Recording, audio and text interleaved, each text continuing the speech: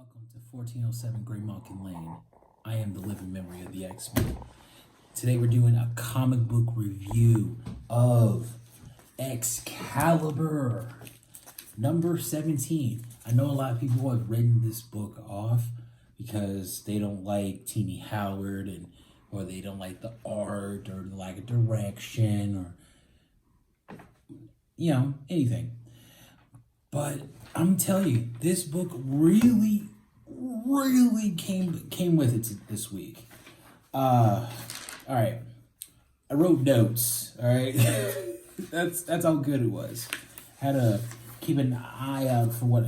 Okay, so first of all, gotta love the cover. Look at that. Tells you everything you need to know. So it begins with Pete Wisdom.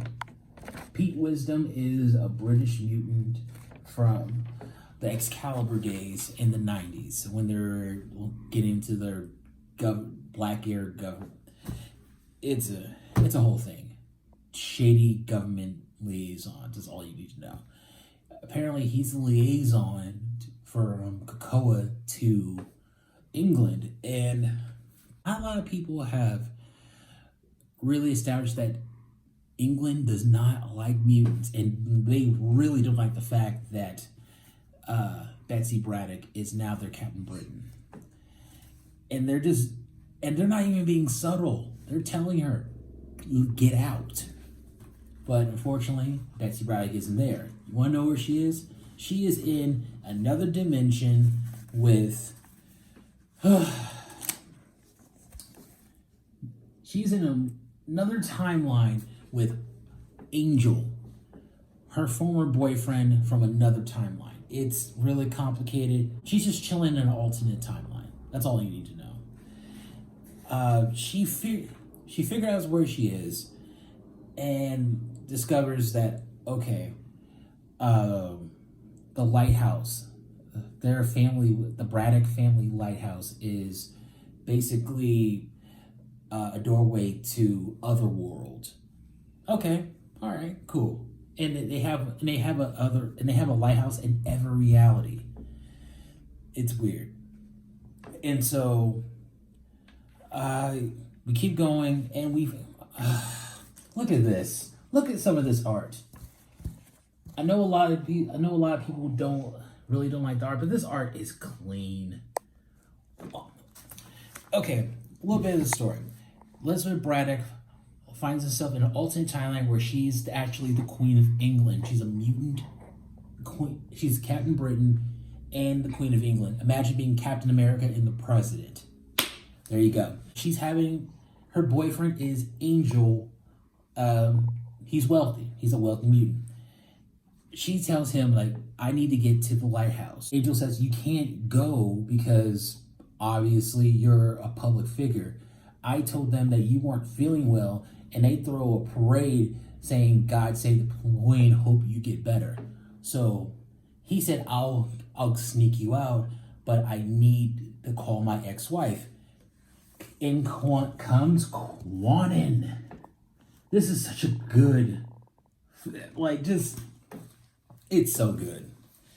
Meanwhile, the rest of Excalibur, Richter, Gambit, Jubilee, and Rogue are all heading to the Braddock family lighthouse, because Gambit decided, you know what, I'm gonna move in it. It's a nice place.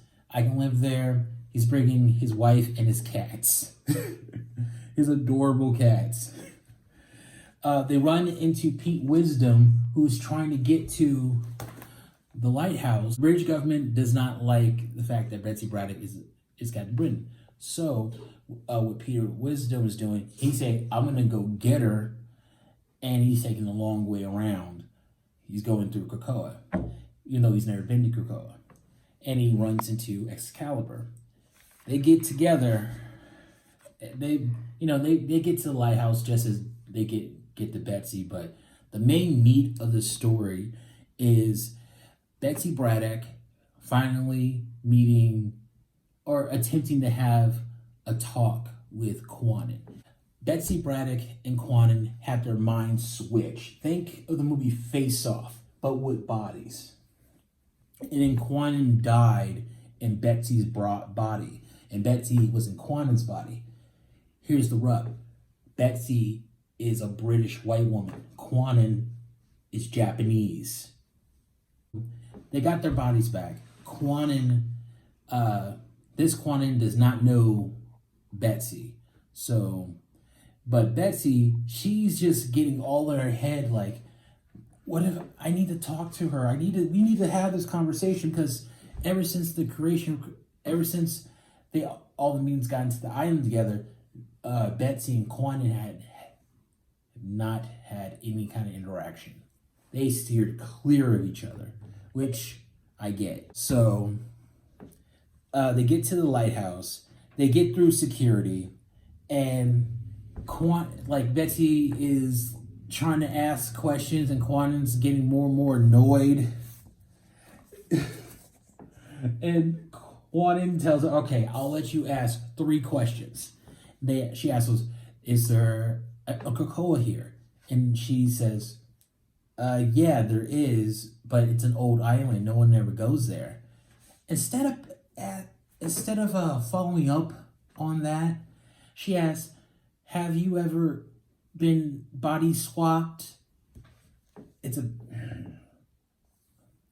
Betsy, leave it alone. This whole issue should have been called Betsy. The entire time we're seeing her talk about just her issues and putting all her issues on this innocent person.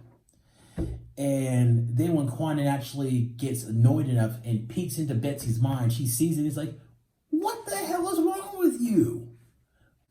She ends up eventually making it back, and everything's fine.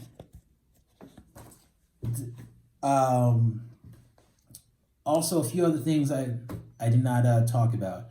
First of all, the British really don't like mutants, or they don't like the island Krakoa. That's what I want to know. And the Team Excalibur ran into a group of racist wizards. And they have a name, the Horrible Hateful Wizards. Okay. Excalibur, I'm giving it a 4.5 out of 5. I really like this. Okay, even though Betsy is making a bunch of really dumb decisions, she's not responsible for Quanon. If anything, Quanon and her need to go after the Hand, and they need to go after Mojo. But, that'd be logic. That's all we got today. In order to appreciate the future, you gotta remember the past.